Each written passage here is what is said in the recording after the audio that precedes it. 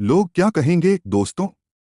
लोगों की बातों पर ध्यान मत दो। जितने लोग हैं उतनी बातें होती रहेंगी और हम इस दुनिया में सभी को खुश नहीं कर सकते। आप अपने आज में खुश रहो, अपने वर्तमान समय में खुश रहो। आइए इसे एक छोटी सी कहानी के माध्यम से समझते हैं। यह कहानी एक राज्य में रहने वाले एक बूढ़े व्यक्ति और उसके बेटे के बारे में है, जो जंगल की लकड़ी बेचकर अपना जीवन व्यतीत करते थे। उनके पास एक अद्भुत सफेद घोड़ा था, जो पूरे राज्य में मशहूर था। इस घोड़े की सुंदरता ऐसी थी कि राजा भी उससे ईर्ष्या करता था। कई अमीर लोग उस घोड़े को खरीदना चाहते थे और राजा ने भी कई बार सोने के सिक्कों की बड़ी रकम देने की पेशकश की थी। लेकिन बूढ़ा व्यक्ति, जो अपनी अजीबोगरीब बातों और घोड़े के प्रति अपने असीम प्रेम के लिए जाना जाता था, हमेशा कहता था कि यह घोड़ा उसके परिवार का सदस्य है और वह इसे किसी कीमत पर नहीं बेच सकता। रात का समय था और बूढ़ा व्यक्ति और उसका बेटा दोनों खाने के बाद सो गए।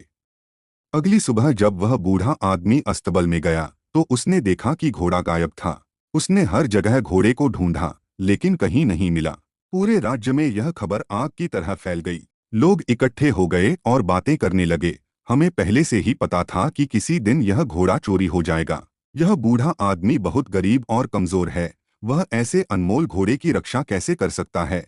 भीड़ में से एक आदमी हंसते हुए बोला, घोड़े के जाने का सदमा आप बर्दाश्त नहीं कर सकते। वह घोड़ा आपके कमाई का इकलौता जरिया था। इससे बुरा भाग्य और क्या हो सकता है? अगर आप घोड़े को राजा को बेच देते तो आपको अच्छी रकम मिल जाती और आप अपना बुढ़ापा आराम से गुजार सकते थे। बूढ़े व्यक्ति ने किसी की बात पर कोई जवाब नहीं दिया। उसने बस इतना ही कहा, जो कुछ भी है सब ठीक है। सच तो सिर्फ इतना है कि घोड़ा अस्तबल में नहीं है, बाकी जो होगा देखा जाएगा। इस घटना के करीब 2 महीने बाद एक रात जब बूढ़ा आदमी अकेला अपने घर के दरवाजे पर बैठा था, तभी अचानक रात को घोड़ा वापस आ गया। घोड़े को वापस देखकर बूढ़ा आदमी बहुत खुश हुआ। उसने सोचा कि घोड़ा चोरी नहीं हुआ था, बल्कि जंगल में भाग गया था। लेकिन आश्चर्य की बात यह थी कि घोड़े के साथ उस नस्ल के 15 और घोड़े आ गए थे। अगली सुबह यह खबर पूरे राज्य में जंगल की आग की तरह फैल गई। लोग इकट्ठा होने लगे और उस बूढ़े व्यक्ति से बोले, आप सही थे, घोड़े का जाना कोई दुर्भाग्य नहीं था। यह तो आपके लिए एक वरदान साबित हुआ है। आपके पास अभी एक नहीं बल्कि 15 और घोड़े हैं। आपकी किस्मत अब बदल चुकी है।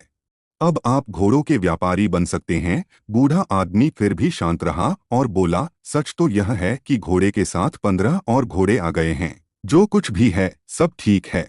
आगे जो होगा देखा जाएगा। उस बूढ़े व्यक्ति के बेटे ने जंगली घोड़ों को वश में करना सीखना शुरू किया। लेकिन घोड़े जंगली थे और जल्दी वश में नहीं आ रहे थे। एक दिन जब लड़का जंगली घोड़े पर बैठकर उसे वश में करने का प्रयास कर रहा था, वह घोड़े से नीचे गिर गया और उसे गंभीर चोटें आईं। उसके पैर की हड्डियां टूट गईं। बूढ़े व्यक्ति ने देखा कि उसका बेटा नीचे गिरा पड़ा है और दर्द से चिल्ला रहा है। कुछ लोग उसे वैद्य जी के पास ले गए। लोग फिर इकट्ठे हुए और दुखी होकर बोले, आपके साथ बहुत बुरी चीजें हुई हैं। 15 घोड़े मिलना कोई आशीर्वाद नहीं था बल्कि अभिशाप था। आपके इकलौते बेटे का पैर टूट चुका है, अब उसकी शादी कैसे होगी? गरीब आदमी बदकिस्मत है, लेकिन बूढ़ा आदमी लोगों की बातों से प्रभावित नहीं हुआ। उसने कहा, सच तो यह है कि बेटे ने एक पैर खो दिया है। यह भी सच है कि अब मुझे उसके बुढ़ापे में उसकी मदद करनी होगी। लेकिन जो कुछ भी है सब ठीक है। आगे जो होगा देखा जाएगा। कुछ समय बाद राजा के पड़ोसी दुश्मनों ने एक विशाल सेना के साथ राज्य पर हमला कर दिया। राजा को अपनी सेना को तैयार करने का भी समय नहीं मिला। राजा की सेना अचानक हुए हमले के कारण कमजोर पड़ने लगी, इसलिए राज्य के सभी युवाओं को भी ना चाहते हुए जबरदस्ती सेना में ले लिया गया। राजा और उसकी प्रजा युद्ध में दुश्मन का सामना कर रहे थे, लेकिन उस बूढ़े आदमी का बेटा बच गया क्योंकि वह लंगड़ा था। लोग रोते हुए बूढ़े आदमी के घर जमा होने लगे और बोले, आप सही थे, आपके बेटे का टूटा हुआ पैर आपके लिए आशीर्वाद साबित हुआ है। उसे युद्ध में नहीं जाना पड़ा। लेकिन हम सभी बहुत परेशान हैं। हमारे बच्चे अब चले गए हैं। हमें नहीं पता कि वे युद्ध से वापस आएंगे या नहीं। हम सभी जानते हैं कि आप सुख और दुख में एक से रहते हैं, लेकिन आप यह कैसे कर लेते हैं? बूढ़े व्यक्ति ने कहा, सबसे पहले सच को समझो। सच सिर्फ इतना है कि तुम्हारे बेटे मातृभूमि की सेवा करने गए हैं। शायद यह तुम्हारी इच्छा नहीं थी, फिर भी वे चले गए। यह दुर्भाग्य है या सौभाग्य कोई नहीं जानता। जब तक आप लोग चीजों को अच्छा या बुरा कहने की आदत नहीं छोड़ेंगे, तब तक आप परेशान होते रहेंगे। भाग्य की देखभाल क्यों करनी है? अगर करना ही है तो अपने कार्यों का ध्यान रखें, अपने विचारों का ध्यान रखें और खुशी से जीवन जीते रहें। लाभ हानि भाग्य यह जीवन के छोटे छोटे हिस्से हैं। जिस तरह आप एक पंक्ति को पढ़कर पूरी किताब नहीं समझ सकते, उसी तरह आप एक घटना के आधार पर यह कैसे तय कर सकते हैं कि जीवन अच्छा है या बुरा।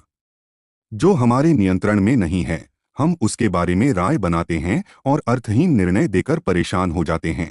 जीवन की छोटी छोटी घटनाओं के बारे में निष्कर्ष निकालने के बजाय वर्तमान पल में रहें। जीवन इसी वर्तमान में है। खुश रहें और अपना काम करते रहें। आपको इस बात पर ध्यान देने की जरूरत नहीं है कि लोग क्या कहते हैं, भले ही वे आपके बारे में अच्छा या बुरा बोल रहे हों। अगर आप इस बात पर ध्यान देते हैं तो आपका मन बेचैन होने लगेगा। इसलिए आपको अपने जीवन के महत्वपूर्ण कार्यों पर ध्यान देना चाहिए, जो आपको हमेशा आंतरिक खुशी देगा। बूढ़े आदमी के शब्दों ने लोगों को सोचने पर मजबूर कर दिया। शायद बूढ़ा सही था। लोगों को अपने बेटों की फिक्र तो थी ही, लेकिन अब उन्हें यह उम्मीद भी थी कि वे युद्ध जीतकर वापस जरूर आएंगे। साथ ही उन्होंने यह भी समझ लिया था कि जीवन में हर घटना एक कारण से होती है और अच्छे या बुरे फैसले समय के साथ बदल सकते हैं। सबसे जरूरी है कि वर्तमान में जियो और अपना कर्म करते रहो। 2 दिन बाद राजा यह युद्ध जीत गया, लेकिन उस युद्ध में कई सैनिक और नौजवान घायल हो चुके थे। सब लोग उन्हें वापस देखकर बहुत खुश हुए। बूढ़ा आदमी और उसका बेटा दोनों वर्तमान में आराम से जीने लगे।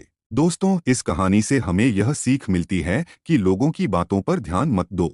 जितने लोग हैं उतनी बातें होती रहेंगी और हम इस दुनिया में सभी को खुश नहीं कर सकते। अपने आज में खुश रहो, अपने वर्तमान समय में खुश रहो। इसीलिए जो आपको सही लग रहा है, जिसमें आपका फायदा है, उस बात का अपने दिमाग के आधार पर सही फैसला लो। लोग आज कुछ कहते हैं तो कल कुछ और कहेंगे। इसीलिए हमें लोगों पर नहीं बल्कि अपने काम पर ध्यान देना चाहिए, अपनी मंजिल पर ध्यान देना चाहिए और आगे बढ़ते रहना चाहिए। अगर हम इसी तरह लोगों की बातें सुनते रहे तो हम कभी भी आगे नहीं बढ़ पाएंगे और उनकी बातों में उलझकर रह जाएंगे। दोस्तों, आपने इस कहानी से क्या सीखा, वह मुझे कमेंट में बताएं। उम्मीद है कि आपको यह कहानी पसंद आई होगी। इसे उन लोगों के साथ साझा करें जिन्हें यह सुनने की जरूरत है और चैनल को सब्सक्राइब करें। मिलते हैं एक और नई कहानी के साथ। तब तक के लिए अपना ख्याल रखें। धन्यवाद और नमो बुद्धाय।